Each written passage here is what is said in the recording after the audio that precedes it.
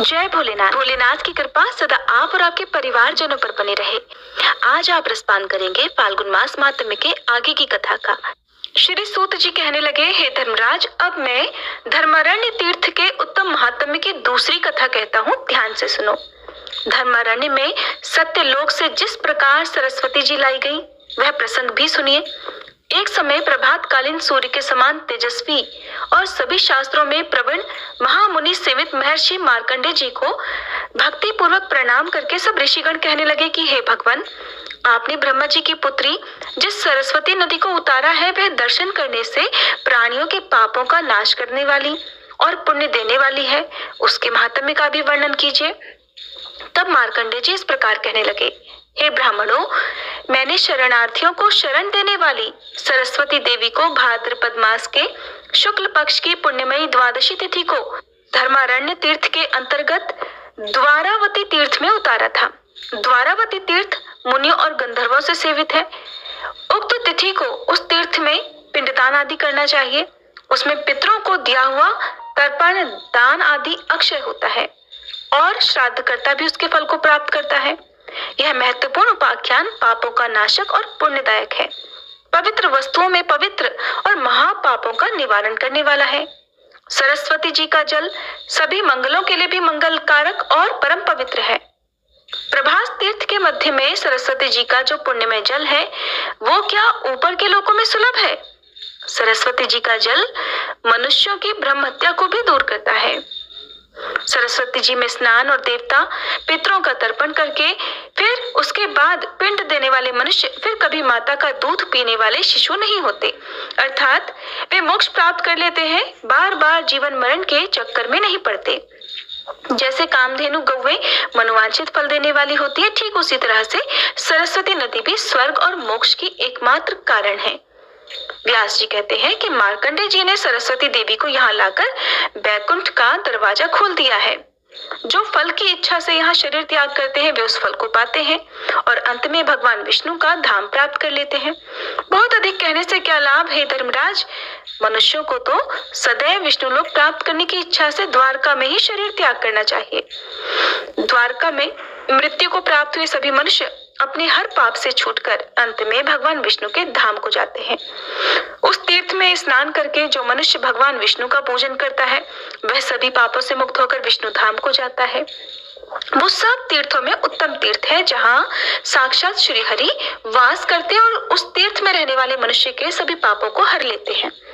द्वारका तीर्थ मोक्ष चाहने वाले मनुष्यों को मुक्ति दिलाने वाला, धनार्थियों को अर्थात धन की इच्छा रखने वालों को धन देने वाला, आयु सुख और सभी मनोवांछित फल प्रदान करने वाला है। जो मनुष्य वहां एकादशी तिथि को उपवास करके श्राद्ध करता है वह नरकों से सभी पितरों का उद्धार कर देता है। वहां द्वारका के पास में ही मार्कंडेय जी से उपलक्षित एक गोवत्स नामक तीर्थ भी है जो पृथ्वी में सभी जगह विख्यात है। उस तीर्थ में जगतपति उमाकांत भगवान शिव गाय के बछड़े के रूप में अवतरित होकर स्वयंभू लिंग रूप से विराज रहे हैं।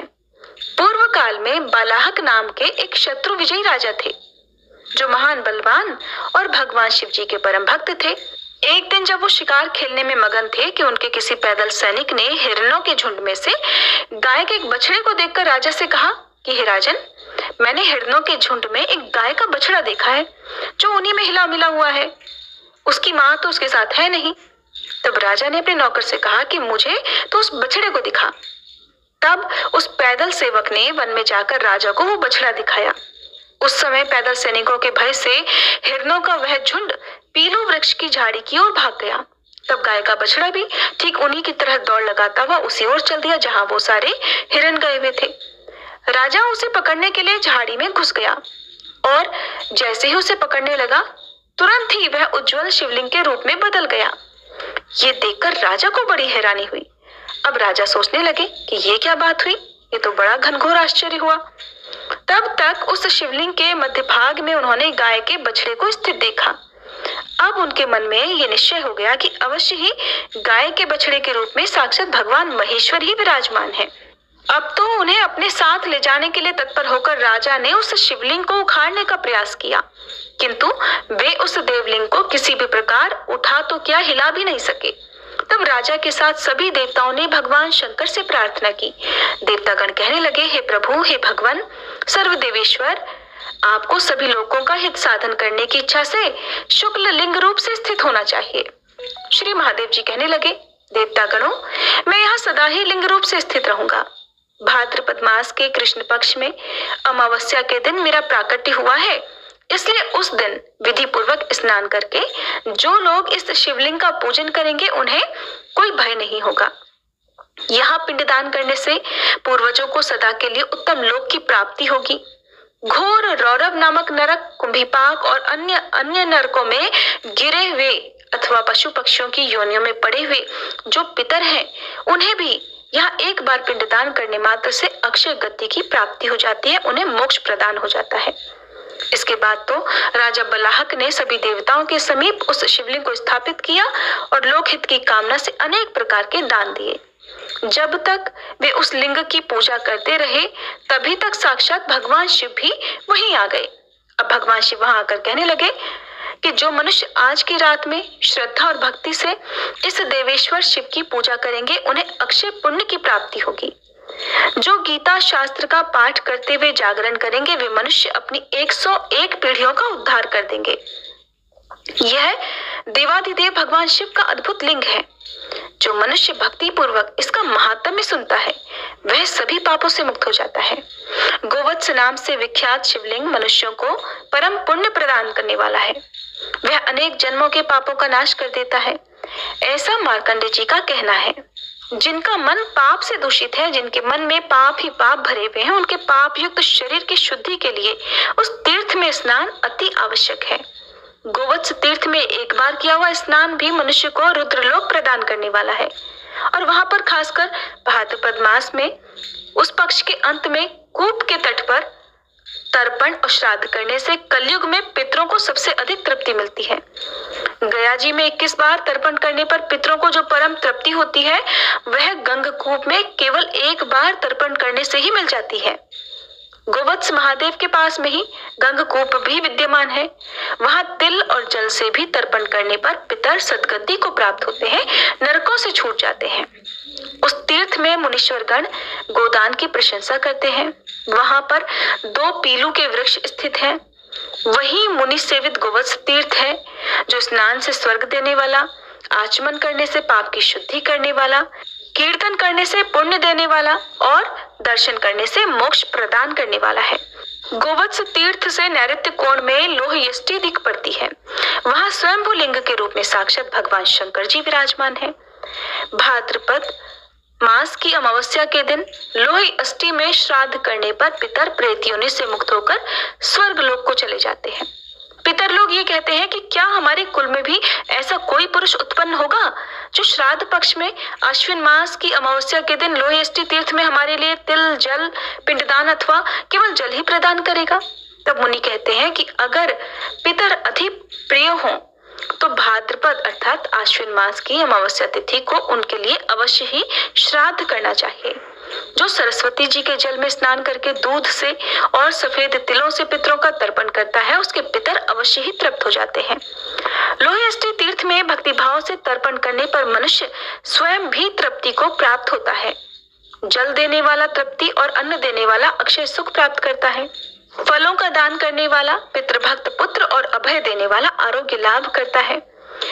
न्यायोपार्जित अर्थात न्याय विधि से किसी को बिना सताए जो धन अर्जित किया जाता है, किसी का दिल दुखाए बिना जो धन अर्जित किया जाता है, उस धन में से अगर थोड़ा सा भी दान दिया जाए तो वह महान फल देने वाला होता है।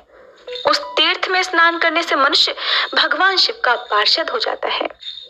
तो ये थी आज की कथा जिसमें आपने जाना कि किस प्रकार से अमावस्या तिथि के दिन हमारे द्वारा किए गए पिंडदान, तर्पण आदि से हमारे पितरों को मोक्ष मिल जाता है। इतना ही नहीं, 101 पीढ़ियों का उद्धार हो जाता है। और इतना ही नहीं बल्कि जो भी व्यक्ति श्राद्ध तर्पण आदि करता है, अपने पितरों के नाम से फलों को, सब्जियों को दान में देता है, जल का दान करता है, उसका भी उद्धार हो जाता है।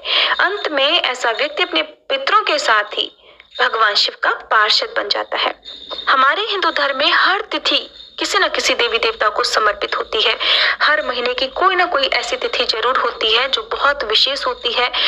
जिस तिथि के संयोग में यदि किसी विशेष धार्मिक स्थल का दर्शन किया जाए, जैसा कि आपने जाना कि भाद्रपद मास की जो अमावस्या होती है उस दिन सरस्वती जी के जल से यदि तर्पण किया जाए, सफेद तिलों का दान किया जाए या सफेद तिलों से तर्पण किया जाए तो कुयोनी में पड़े हुए पितरों का भी उद्धार हो जाता है। कई बार आपने सुना होगा कि किसी के घर में पितृदोष है, बहुत कलह क्लेश रहता है, तो ऐसे में पितरों की शांति से ही घर में सुख शांति आती है। जिस घर में पितरों का आशीर्वाद बना रहता है उस घर में कलह क्लेश नहीं होते, दुख बाधाएं नहीं आती, उस घर में कोई भी काम बिना किसी बाधा के पूर्ण हो जाता है। इसलिए हमें हर अमावस्या तिथि को कुछ न कुछ ऐसे धार्मिक कार्य जरूर करने चाहिए जिससे हमारे पितर भी संतुष्ट हो सके और हमारी आने वाली पीढ़ियों को भी उसका लाभ मिल सके। ये थी आज की कथा। अगर आपको ये वीडियो पसंद आई हो तो प्लीज वीडियो को लाइक करके हो सके तो ज्यादा से ज्यादा लोगों तक शेयर कीजिएगा। तो दोस्तों, आपको ये फागुन मास की कथा कैसी लगी कृपया कमेंट कर जरूर बताएं। वीडियो पसंद आया हो तो लाइक करें और अपने दोस्तों के साथ शेयर करें। कमेंट बॉक्स में ओम नमः शिवाय लिखना ना भूलें। ऐसी ही और भी बहुत सारी कहानियों को सुनने के लिए चैनल को सब्सक्राइब जरूर करें। धन्यवाद।